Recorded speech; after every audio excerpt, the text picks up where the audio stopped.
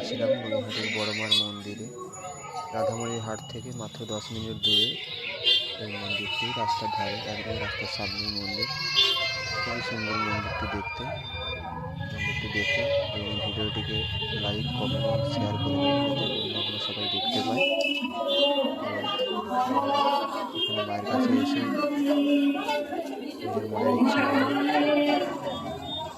মন্দিরটি কিন্তু খুবই সুন্দর এবং খুবই বড় মন্দির, এবং এখানে পুজো দেওয়ার ব্যবস্থা আছে, সব কিছুর ব্যবস্থা আছে। এবং এখানে সব থেকে ভালো জিনিস সেটা হলো জীবন্ত শরবত।